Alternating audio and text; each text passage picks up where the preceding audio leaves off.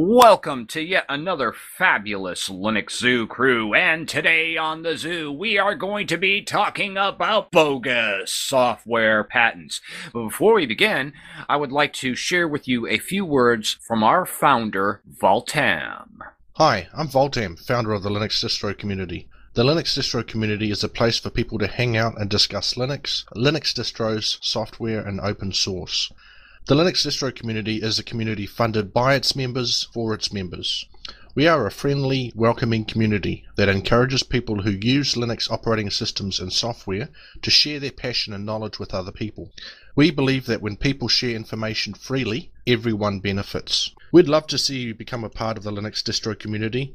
You can voice chat with us on Mumble or text chat with us in IRC. Head over to linuxdistrocommunity.com for details. Join in today in the sharing of knowledge and the freedom that a Linux operating system gives people. Thank you. Thank you, Voltam. And before we start on today's topic, I wanted to share a message with you guys. We've got a new show host on YouTube who has some tutorials up for Ubuntu. And so any of you guys that are running Ubuntu and you want some really good tutorials and that sort of thing, you should check out Linux Reviews for You. That is Linux Reviews number 4U. There's a link to his show on my channel if you guys want to check him out. He's got like 22 videos up and 21 subscribers at this time, so definitely check him out. He could definitely use your support. Okay, and at this time, I'd like to pass the microphone over to Lectro, who will introduce all of our guests on the panel. Hello, right. We have C. Smith, Crunchy Linux, myself, and Spatry. The thing that's been bugging me lately, and Total OS Today as well, we've been talking about this on the Sunday Night News and Nonsense for weeks now, that there are companies out there that are really trying hard to push these bogus software patents, and namely, lately, it is Microsoft, Apple, Oracle, and other companies trying to make Android smartphones more expensive to consumers by running a hostile, organized campaign against it by using bogus patents acquired from the bankrupt Canadian company Nortel and their existing patent holdings. Now, as everybody is aware, since Android has hit the mobile markets, they have really been soaring. And of course, this is powered by the Linux kernel. And the Linux kernel is being used because it has a long track record of stability. And I can tell you from using cell phones for many years that I've had Windows mobile devices, and now I've got my Android device. And I'll tell you what, my Windows mobile devices used to crash all the time. I had to pull the batteries out of them constantly.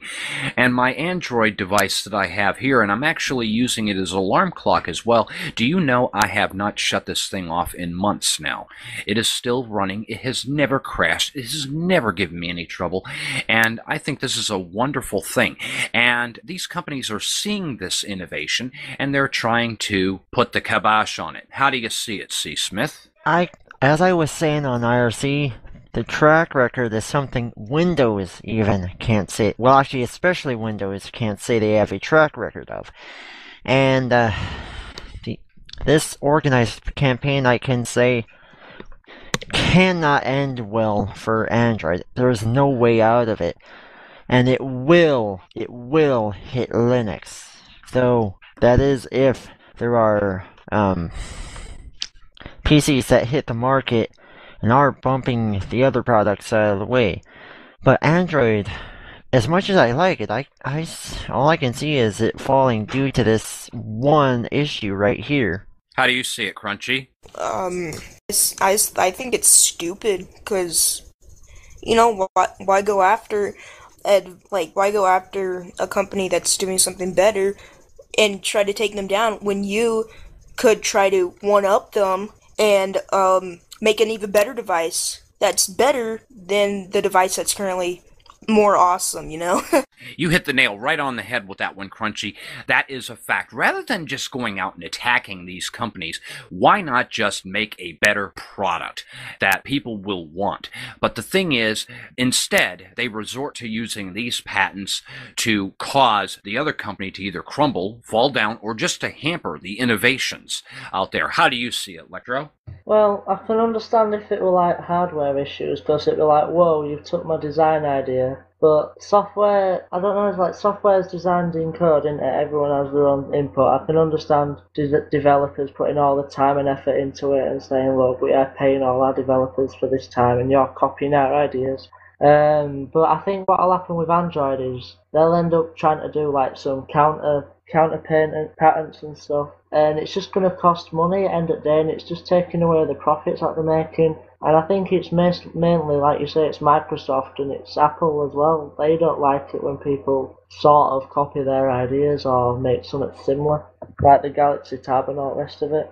Now, interestingly enough, I had a conversation with Ping Guy earlier, before we started the show today, and he made a very valid point, okay? Yes, Android devices are powered by the Linux kernel. However, the applications that are running on top of that kernel are independently developed and not necessarily free and open source software, okay? And so maybe the companies that are out there are going and attacking because of these different innovations that the software itself, these Java-based applications, are using. Now, the thing, though, that gets me is, okay, let's say this is the case and this is what the companies are going after to hamper those innovations. Let's say Ubuntu hits the store shelves this week, okay, and let's say people really like how Ubuntu looks, okay, and it starts selling at mythic proportions.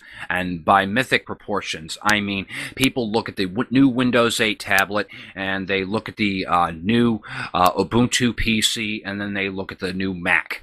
Side by side on the store shelves, and people look at the Ubuntu and say, wow, this looks cool. I really like this. Okay, and so people start buying it, and number one, they're going to buy it because it's cheaper, because there isn't a price overhead for the operating system itself, whereas you have Apple, which is using a variant of BSD, and we'll get into that later, C. Smith, that we were talking about earlier. But and then, of course, you have Microsoft Windows with its proprietary software, and then you have the free and open Ubuntu. What is to stop these companies from coming down on Linux as a whole if the Ubuntu PC were to just skyrocket? And I mean skyrocket to a point where Microsoft and Apple are now losing sales. How do you see it, C. Smith? I'm just gonna start off with a joke. Captain America is here to stop them. Nah, kidding, anyway. Yeah, there really is nothing to stop them from stopping that, from trying that, and that is what I was getting at earlier. And if that happens, I am definitely, suffice it to say, pretty darn mad. And a bit saddened at the state of the world right now after that. Crunchy. I think that there is absolutely nothing stopping them from taking down Linux, but the reason they have not is because Linux is used so much in those companies, and it's hard. It's everywhere. Linux is everywhere. It's an embedded hardware. I bet tons of websites run their servers or run Linux on their servers. And it's everywhere, and if they took down Linux, then, you know, what are they going to use to develop their software? Lectro. Yeah, thing is though, if it's affecting Ubuntu PCs, it's going to be canonical that they're going to go down on. Because, I mean, fair enough, you've got the Ubuntu server, but they're just going to persuade people to go with a Red Hat server or something similar. Canonical and that don't have the financial backing to support themselves if they get sued against them against patents and stuff. So they'll end up backing down to people like Apple who have millions and billions of pounds to sue them. And yeah, fair enough, it might affect their sales, but at the end of the day, there's still going to be a free and open source operating system for anyone who runs a computer that's capable of running with it. Now, Pin Guide made a valid point earlier, because I discussed this with him, and actually I tended to get a little bit loud, and I do apologize. I don't like to offend anybody or whatnot. But Pin Guide was stating that the possibility of them really attacking Linux really isn't feasible. Namely, because all of the software that Linux is using is open source software. And anybody can look at this source code. But what is to stop somebody? Let's say I decide to create a new application today, okay? I decide to make a new screencaster, okay? It's going to use FFmpeg as a backend, which FFmpeg is open source. I use my own code and that sort of thing, and I come up with a product that does a wonderful job with doing full captures, high definition capture and everything, and no frame drops, perfect audio quality, which, really none of them do that, especially on the kind of hardware that I'm using. But let's just say I were to create a screencaster that does this. What is to stop another company out there from taking that idea, that code that I generated, and putting a patent on it? Now, if I understand that if I release it under the GNU General Public License, there's some protection there. So that's something to think about. Now, C. Smith, you had something you wanted to add to this. Read the rest of the comments, Spatry. That comment would take too long and it would drag on, because it's a series of comments. Gotcha. Okay. All right, but the scope of patents goes even further than just it goes even further than just software. I mean, there are patents on some pretty ridiculous things here. These are things that you do every day on the internet. Every year, numerous legitimate patent applications make their way through the United States patent examination process without adequate review. The problem is particularly acute in the software and internet fields, where the history of prior inventions, often called prior art, is widely distributed and poorly documented. And as a result, we have seen patents asserted on such simple technologies as one-click online shopping, online shopping carts, the hyperlink. Yeah, that little link you click to get from one page to another. There's a patent on that. How ridiculous is that, people? Video streaming, international domain names, pop-up windows, targeted banner ads. Well, hey, Google does that all the time, and so does Yahoo and all the other search engines, hey? Paying with a credit card online. You mean to tell me that if I decide to start selling t-shirts on my website with the Cup of Linux logo, Amazon.com or whoever owns that patent could take me to the cleaners, for crying out loud? Framed browsing. Yeah, frames in a web page. How ridiculous is that? And affiliate linking. I mean, it is absolutely ridiculous, some of these patents that are going out there. And how do you see it, C. Smith? I see it as complete nonsense and ridiculous.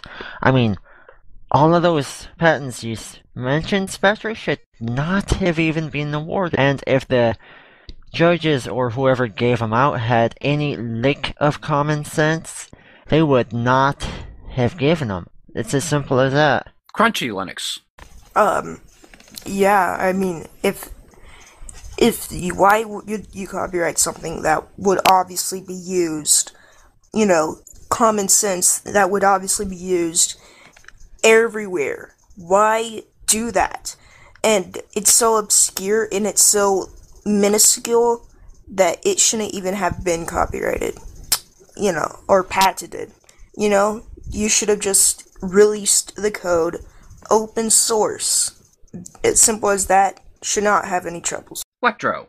Yeah, I don't think it's a problem with the companies that are designing it. I think it's the end decision whether it gets patented or not. At the end of the day, they should do something like a survey or something or at least have a more involved people who decide whether it gets patented. I mean, say for instance you've got a phone and you want, say, like a slide to unlock. if you so much copy, even in the slightest, a bar at the bottom where you can slide across, then Apple will be straight on your case saying you copyrighted our slide to unlock on our handset and everything like that. And it's just like, well, what are people going to use for ideas? I mean, I can understand these people who try and make like an operating system or something look like, say, like Ubuntu, make it look like Apple. I can understand that. Or Windows, make Windows look like Apple. But when it comes to just fine details, they're not thinking through it properly. Say, Lectro, did you know that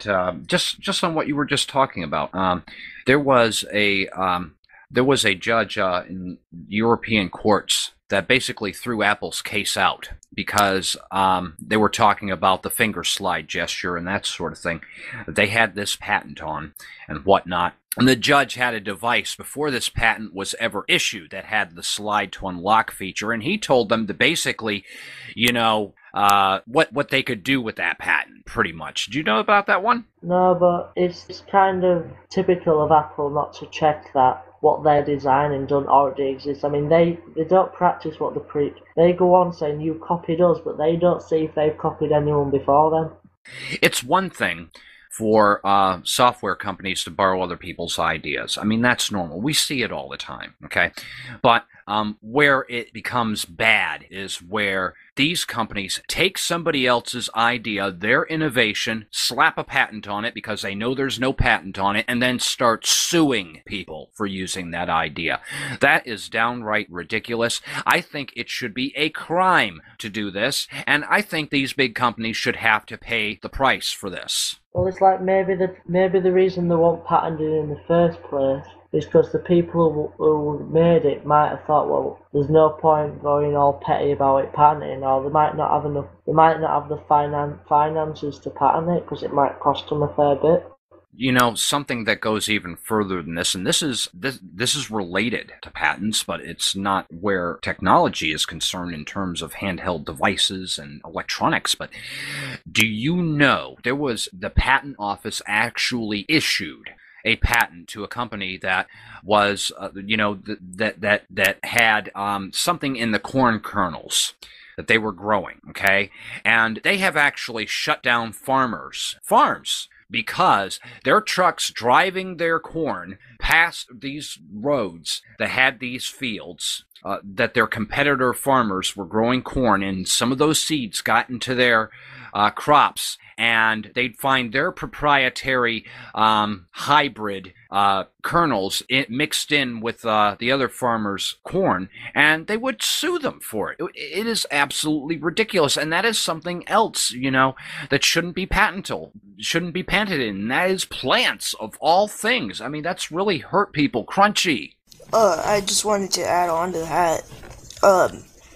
What if a company patented on-screen keyboards? Then, practically every phone has an on-screen keyboard. So then, the company, if they get sued, they would have to take out the on-screen keyboard. And then if there's only a touchscreen, how are people going to text? How are people going to type? And I just think patents are stupid. Well, the thing is, it could even go beyond this, okay? Eventually, we know how long the mouse and keyboard has been going on. I mean, it's been going on for years, and now we've got the touch screens, the finger swipes, and all this other stuff, okay? But maybe the touch screens aren't going to last as long. Maybe now we're going to have a device that you wear on your arm, okay, or some kind of device that can track your hand movements and that sort of thing. Are they going to be able to patent hand movements? Are they going to be able to patent wiggling your tongue to send an email or something like that? I mean, this is ridiculous stuff that they are actually trying. Just a finger gesture of all things. They're trying to put a company out of a business for a finger gesture. It's ridiculous. Lectro. I suppose that takes new meaning to giving these companies a middle finger. That'll be patented as well. Exactly. Now, Mark Shuttleworth, and I agree with him in what he had to say. He had something to say to the effect that software patents are the enemy of innovation. I would have to agree with that wholeheartedly. I mean, these patents are preventing other people from making new innovations. A lot of developers who are creating new software applications. And, you know, with all these innovations, people are afraid to use new technologies and market a commercial product because they're afraid some other company is going to come down on them like stink on detritus to have them shut down. And as Ping Guy went on to say, he mentioned that Xerox made the mouse and desktop and Apple bought it. Okay, and if Xerox put a patent on it, then Apple probably owns that patent on it. And there's got to be some kind of money exchange back and forth between all these companies. But I mean, it's ridiculous because these companies want $15 per Android device for using these patents, okay? And obviously that's going to jack the price up, and if everybody is getting a $15 chunk on here, you know, it could actually put a company in ruin. As a matter of fact, Total OS Today and I the other day were just talking about that Apple will settle out of court with Samsung for $2.5 billion. That is billion dollars. Now that kind of money would put a major corporation really in the hole. So it's terrible. Go ahead, Lectro. I'm gonna say it's like them trying to put a patent on how a door opens. You just can't. And Crunchy went on to say that all patents need to be unpatented after 1965. I don't know about that. But what I really think needs to be done is that there needs to be severe patent reform. There need to be people in the offices that have issued these patents and say, hey, okay, we need perspicuous guidelines. What are you patenting? And we want this in strict detail. What is it you are patenting? And not have all these, you know, vague things so that people are slipping in hyperlinks and mouse clicks and scroll bars and stupid things like that. And I really think that this is something they need to do, that we need to contact our congressmen. We need to contact our lawmakers and say, hey, we've had enough of this globbedygook, and we think that a commission needs to be appointed to actually sit down and sift through every one of these patents and start revoking them for patents that are just too vague, that don't draw a clear enough picture of what it is that is actually being patented. Not something that can be misconstrued as this or that, you know, something that is clear and concise that anybody could easily understand. The patent system is clearly broken. The European governments aren't putting up with it at all. Every time the United States goes over to European companies and tries to stick their foot in the door, they're finding that they're getting the door slammed on their foot. So, and that's a good thing. Maybe we're starting to see some signs here, though, as a result of that. The European governments are saying, no, no way. And you know, maybe, just maybe, we could be seeing the end of this, or maybe the beginning of the end. Who knows? How do you see it, C. Smith? Any final thoughts? Yeah, I wanted to add that they may, instead of amending the thing, they may end up just getting rid of the patent system. Who knows? Who really knows? But yeah, in all, it's just a broken system that needs to just be gotten rid of after a set amount of time. That's really the best route I can see. What are your final thoughts, Crunchy Linux? Thomas Alva Edison has over 1,000 patents. And personally, I think that's just ridiculous. I mean, he's a great inventor, but if you go back and look at his patents, then you could be company out there.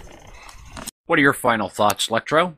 Well, as from Country Linux's comment, well, God help him if they had the internet and the iPhone back then when he was an inventor. I think patents are just more of like an advanced user's version of like copyright and trademark and end user license agreement. It's just companies' way of making themselves look big and stuff, and to be honest, sometimes it just gets a little bit too petty. It's costing companies too much money to take it all to court. It's wasting judges' time. It's the main thing in the news and technology when you'll see it's always about Sony's got patents against so-and-so. Android Galaxy tabs are banned in the US until this patent and all the rest of it, sort of thing. It's just never ending. Exactly, and you're exactly right about that. They're wasting taxpayers' money. They're wasting monies in the courts. They are using these patents as ammunition to attack the competition. It is hampering innovation, and it is terrible for our society as a whole. And I really believe they need to put this to an end. I'd like to thank C. Smith, Crunchy Linux, LectroLinux, and I also like to thank you, Pin Guy, for our pre-show chat, and you definitely gave me a lot of food for thought as well. I'd like to thank all of you in the listening room who is listening as well. I apologize that we had to do a short show today, but the thing is, it's a lot of hours that I'm working this weekend, and that sort of thing I originally wanted to cancel, but I'm glad that we did get to have this chat, and you can look forward to seeing me here again next weekend, same time, same channel. Thank you all of you once again, and thank you, Voltem and the Linux Distro community for having us. Today's show was brought to you by the Linux Distro Community. Visit us today at linuxdistrocommunity.com and chat with us on Mumble or in IRC on the Freenode Network in the Linux Distro Community channel. The Linux Distro Community. Freedom through the sharing of knowledge. All right, welcome to yet another fabulous Sunday night news and nonsense with myself and our special guest host, Pingcasts. Total OS Today told me he couldn't make it this evening, and so I decided it'd probably be a good idea to still have the show on Sunday night and that sort of thing, and so it's going to be a little bit different. Today there will be, no fishing with dynamite. There will be no talking about dinosaurs, flagellants, and feces. And there will be no Total OS Today. Boo! Oh well. Pingcast, glad to have you as a co-host on the show. Tell me, how are those finals going now that you have cut down your Minecraft game playing to only 120 hours a week? Actually, no. That'll be some Minecrafters Anonymous. We meet every day on Minecraft. Is it a 12-step program? We admitted we were powerless over Minecraft, that our lives have become unmanageable? Yeah, our lives have become unmanageable, and we decided it's hopeless, so we just play Minecraft the whole time. Did you come to believe in a power greater than yourself that could help you get restored to sanity? Did you make a decision to turn your will and life over to the care of God as you understand him to get over Minecraft? I do. Oh, okay. Well, that's cool, I suppose. All right. Well, welcome one and all to the Sunday night news and nonsense. And Nankora will be starting off tonight with our first news topic. Take it away. Okay, today as our first news topic, we're going to be talking about the changes in Arch Linux. Boo! Boo! Basically, yeah, I've been on Arch Linux for 3 years. I've been quite a loyalist. I've got a video on my YouTube channel about it. And the changes have just come out of nowhere, and I feel like they've destroyed the heart of Arch Linux. Like, for example, removing the the Arch Linux installer framework, and using scripts was, in my opinion, a very bad idea, because Arch Linux was a do-it-yourself distro that even a newbie could pick up and just go with it. You could just learn. It was so easy. And now they've turned, and not that the installation now is easier or harder, is that they've removed what people loved about it, what attracted people in the first place. And they put changes on us constantly. They constantly change things out of nowhere, no pre-warning, no real information for us to know what was coming, and broke our systems. And it's like they don't care about their community anymore. Along with the retirement of one of their lead developers on their media installations. Wow. Oscailt. Where do I start on Arch Linux? Good God. I follow the RSS feed for the homepage, and basically every single article on that is a bad article. It's basically saying, okay, the new update causes XYZ problem, so here's this way to get around it. Or, actually don't update your system because you can't, because this package is broken. We pushed it to mainstream because, well, we're idiots. Arch Linux, I tried it. Me no likey. Me no likey. Me no likey. Me go back to Gentoo. All right, Pingcasts, what's your take on that? The Slackware developers seem to make very sane decisions. I don't see this kind of stuff happening with Slackware. They don't do. There's just very little to complain about because they don't do stupid stuff. And here is the Wicked Witch of the West, Total OS today, to toast Spatry for using Arch. We are live. It's the Total OS Today show. I am live. What you have just heard are all zombies. They will be removed immediately, and I will do the show by myself. Actually, see, I wasn't lying. Actually, Spatry, what happened? You mentioned Arch. I wasn't supposed to be on, or I didn't think I was going to be on, because my Russian limo driver, Sergey, often drop off. I'm not sure what happened, but he made a left turn somewhere, and we wound up in, like, on the farmlands of, Kansas. See, what happened was, Spatry, he was driving with his new Arch Linux tablet, and he lost his... And he lost his mind. Now, I tried to warn him, so thanks to you, Spatry. But you know what? You're fired. Get out of here. No, I'm just kidding. But Arch Linux, I loved you so much. I was getting to a point where I was getting so used to you, and now you've ruined my life. This is worse than taking away my birthday. How could you? How could you? Oh! One moment, Sergey, please, Sergey, look, you really don't have to call the KGB. It really wasn't Spatry's fault. Please, Sergey, please. Hello, guys, how are you? Oh, we're hanging in there like a loose tooth, but let me tell you what, we got some news for you. Should Apple worry about Samsung's widening lead? Thus far, the race between Apple and Samsung for title of top global smartphone provider has been a neck-and-neck affair, with one company or the other occasionally receiving a boost from an analyst firm declaring that yes, Apple or Samsung was in the lead. It has happened again. This time, the report is from Juniper Research, and the word is not only that Samsung has taken the lead in the smartphone market in terms of unit shipments, but also that it is a sizable one. Now, funny, because we were talking about this last night in the Patent Wars show, and Apple is really trying to nail the heck out of Samsung. Total OS Today, what was that quote that they wanted to settle out of court for? It was like in the billions of dollars, and I think it was like 2.1 or 3. It's some ridiculous number. Now, news items like this, these patent wars have really gotten out of hand, as we have talked about. So maybe we should just spoof the names of the companies. For example, Spatry, instead of Apple versus Samsung, let's try this: Crapple versus Sam Schlong. Funny.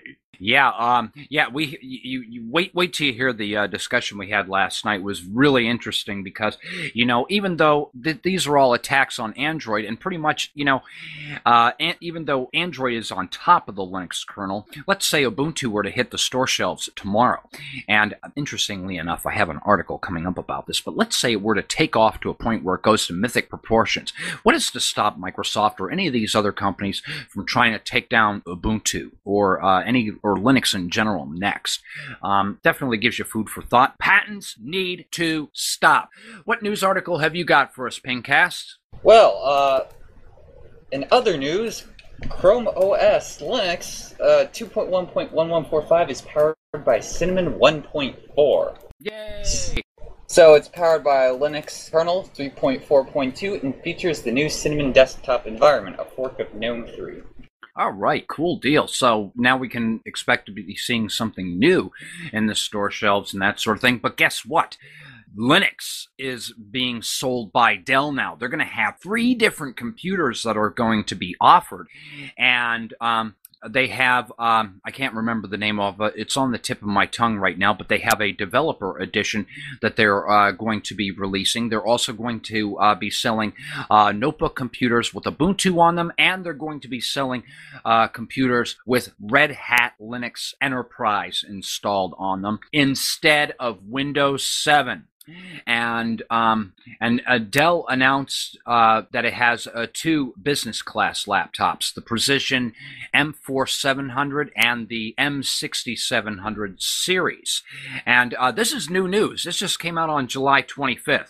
And so the Linux community is happy to hear about this. Now, Dell has offered Linux computers in the past, but it looks like it's gaining new momentum, and we're going to start seeing Linux on the store shelves. Way to go. All I'll say is, where's my Gen 2? In the grave with Arch.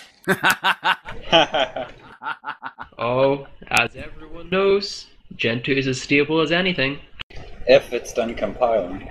Oh, well, you know, as the one man told me, patience is a virtue.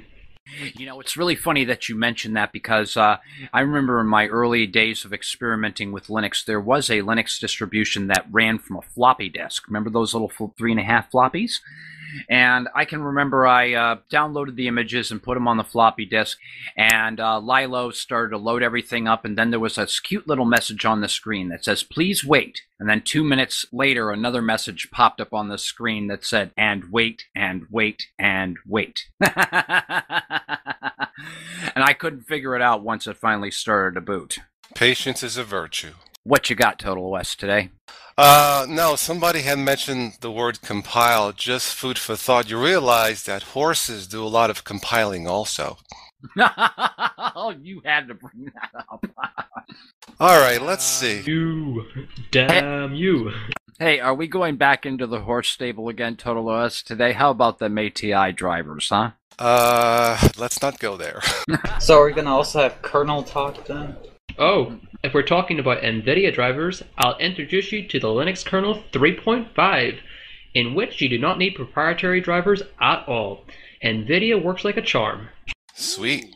That is good news, actually, yes. Yeah, that is, especially after, I guess Mr. Travol's giving the love finger really, sent them a message, huh? I heard they're gonna make a movie out of that. It's like a James Bond movie. Love finger, he's the mad.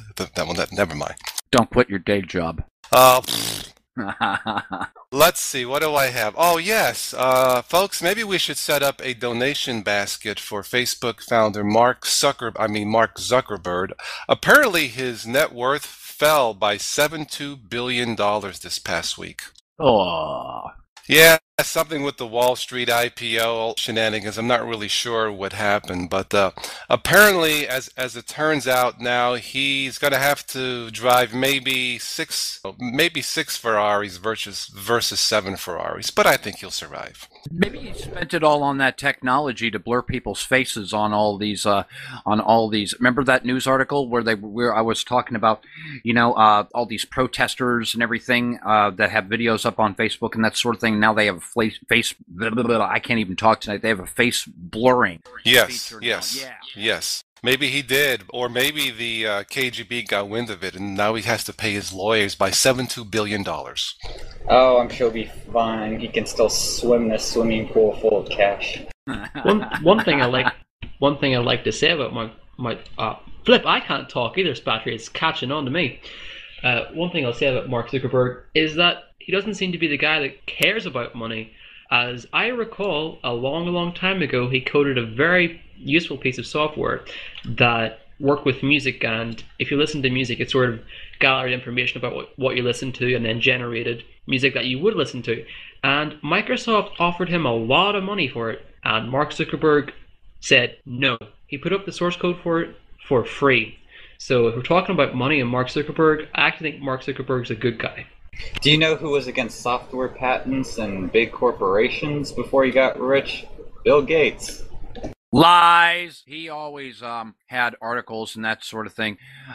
Before Microsoft even really took off, he had articles stating that software makers and developers need to be paid. Well, paid, but I think he was afraid of some corporation getting very big, very powerful, very monopolistic, getting loads of patents and being able to stifle the industry. I mean, he believed in getting monetary reward for it, but getting monopolistic was another thing. He didn't like that until he got a monopoly. Come on. Bill Gates, as PDQ has said in IRC, threatened computer groups. He threatened the, what were they called? It was the group that Steve Wozniak and those guys were in. He threatened that group with software patents and everything. He was a douchebag. He always was and always shall be. He never supported open source or believed in all patents being, open. He never believed that. You can say that, but it's I never said he supported open source. I never said he supported open source. There's you can agree with me today, the patent system is broken. It's a whole new, thing since when it was first ruled that you can have software patents. It's gone to a whole new level with the Digital Millennium Copyright Act, and even since then, copyright laws have gotten stronger. All right, kids, fight nicely, or I'm going to have to put sand in your Vaseline. Okay. I knew I'd figure out a way to get that in there. Android is facing renewed criticism for its app distribution policies, which developers are calling, quote, designed for piracy. Is this something that Google could have avoided a long time ago? The hubbub is grounded in a story that hit the wires earlier this week about game publisher Madfinger Games having to drop the price of the game Dead Trigger from 99 cents to free due to what they called unbelievably high piracy rates on Android. On the same day, Scottish app developer Matt Gemmell chimed in with a very thorough examination of why piracy is such a problem on the Android platform. Gemmell's main point, Android's very openness enables far more piracy than there exists on the Apple iOS platform. And if you did not already know, the Google's Android now has it implemented in the Jelly Bean that when you install an application now, it uses code that it is device specific. So you wouldn't be able to, share a copy of that software on or use it on another device. You can only use it on one specific device. But they're basically saying in this article, yeah, that's fine and dandy for the people that are using Jelly Bean, but what about the billions of other devices out there that will never get updated to the Jelly Bean, and people can easily swap and use pirated Android software. Now, this can have a lot of implications and that sort of thing. Using pirated software is wrong, folks. If you didn't pay for it, it's the same thing as stealing. Windows 7 Pirate Edition. Yeah, really. But, that's malware anywhere, so. Oh, RMS thinks, he said he regards Windows as malware. So it depends on how you look at it. Yeah, like Arch Linux isn't malware? It is now. Well, duh. Funny. All right, you got anything else, TotalOS, today? One moment. I'm on the conference call here with the KGB. Something about Arch Linux. Spatry, you may want to bolt your doors like within the next 24 hours, as if that makes any difference. No, I'm just kidding. But well, speaking of Android tablets, boy, there's a nice transition. KGB rumored to produce the most expensive Android tablet on the market. It will have a quad-core Snapdragon processor, run Ice Cream Sandwich, and it will cost US dollars $1,300. Now the question is there room on the Android market for a tablet that costs 1,300 simoleons? What do you guys think? No. Isn't the Windows tablet supposed to be priced at that or even higher, supposedly $2,000 or $3,000 for them? There was a report, it wasn't in the States, from Sweden or Switzerland, I can't remember, but it's possible that it may go as high as $2,000, and that's just, if it's true. I'm not sure if it is, but if that's true, that's just not going to fly. Sorry, Microsoft. I love Windows 7. Windows 8 looks terrific on the tablet, usable on a desktop, but if it's really going to be $2,000 for a brand new, untested, unproven operating system for a portable tablet, I don't think that train is going to go very far in those tracks. Yep, it's going to go over like a lead balloon at a 5-year-old's birthday party.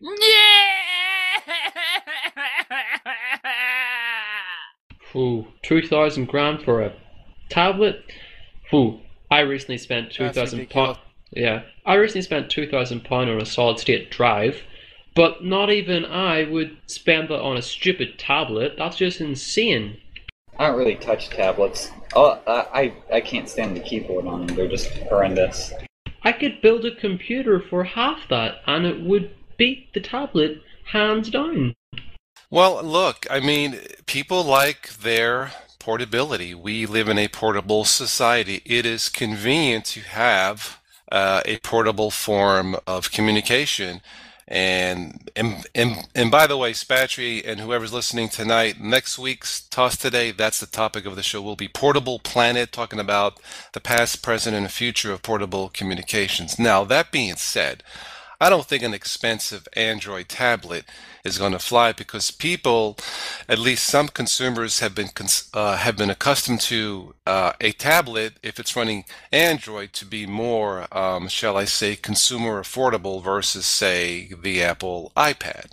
Also a disposable planet. I mean, you buy this technology nowadays so cheap. I mean, they're priced to literally last only for a certain period of time, and then you just toss it and buy a new one. That is the nature of technology nowadays. I'm not sure if that's all bad, I mean, except for the fact of the landfills being filled up with all this junk. So please recycle when you can. I do, or at least I try to.